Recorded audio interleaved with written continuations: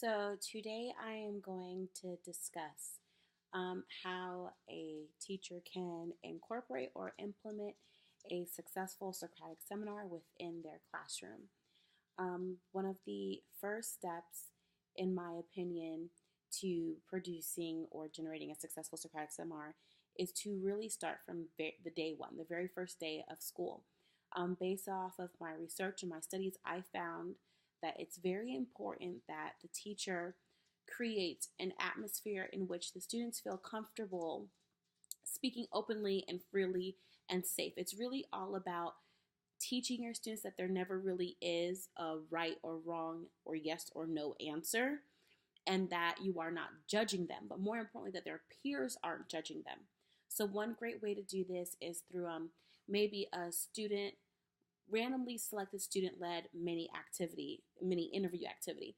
So for example, when students come in on the first day of school, I would give them a post-it with a number on it, and they would find the desk within the classroom that has that same number. The way they'd be sitting, I would then, after I go through introducing myself, a few key points within the syllabus, I would then model the interview process. I would display possible interview questions on the smartboard and then model how I expect students to interact with one another. I would then tell students I would put up a slide with matching numbers. So 4 maybe with 11 and 20 maybe with, number 6. They would find those students and they would then interview one another and then present that student to the class. This type of activity would allow students to, number one, engage with other students that they normally or may not have known before. Number two, it helps establish that safe atmosphere that you want to have so that students are able to speak freely to one another. And you want to avoid that clickiness effect that tends to happen during the first few weeks of school. Once you establish an environment in which students feel safe to speak freely and, a judgment-free zone, you want to then start introducing small mini collaborative activities that encourage, number one, oral communication, and number two, collaboration amongst the students. You can do this through mini projects. One great activity that I've come up with myself for this type of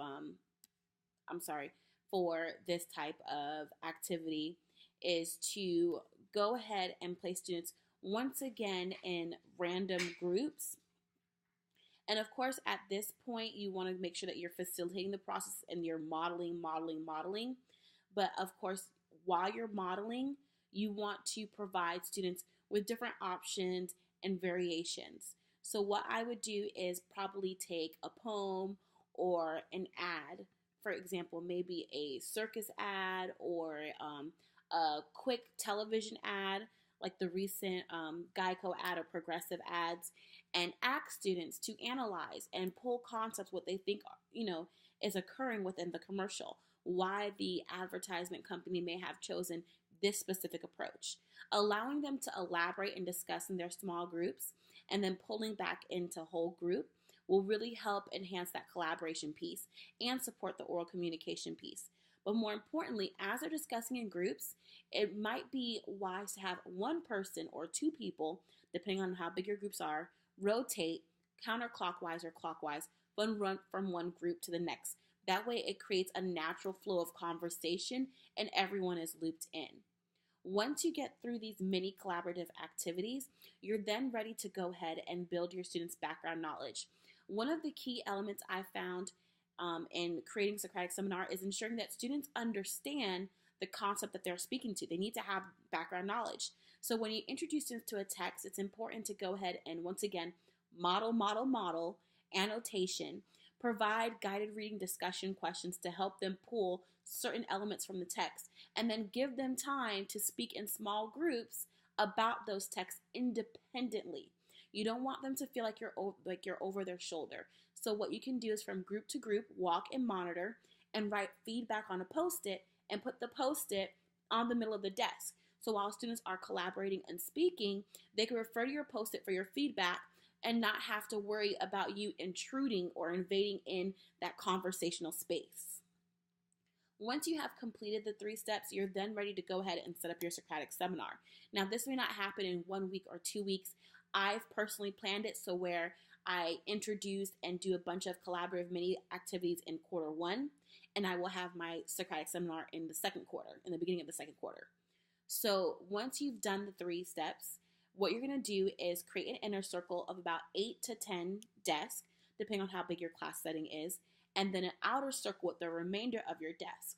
Now, the students in the inner circle, you want to go ahead and make sure you post on your smart board or your board or project maybe a few concepts or themes. It doesn't have to be actual sentences, but it could be words and phrases to help jog their memory and kind of push them in the direction that you'd like them to go towards.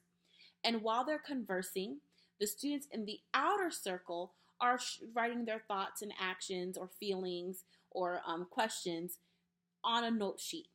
A great option, if the technology is available to you, and I plan on implementing this, is a site called Padlet.com. It is an online bulletin board in which students have the opportunity to put in responses. So I'm going to give each of my outer circle students an iPad, and they will be able to input their comments and it'll pop up on the board. Another great way is if you have a smart board in a class set of iPads or laptops. Smartboard actually comes with a smart response app in the Smartboard notebook, and it's like an online chat room. So it's a code that you put in for your students. It's a unique code to your classroom that you put it in, and students are able to input kind of like a Twitter feed, 140 to 160 character response to what is going on within the inner circle. Among the completion of that, you could have students pull back in their regular seats. At that time, in my opinion, the instructor could provide students with a generic and generalized response. Nothing that says, yes, that was good, yes, that was bad, but feedback that they can actually use to better facilitate Socratic seminars in the future. And this is a great opportunity to have students complete feedback forms just so you could assess what went wrong, what went right, and tailor it to better suit that specific classroom's needs in the future.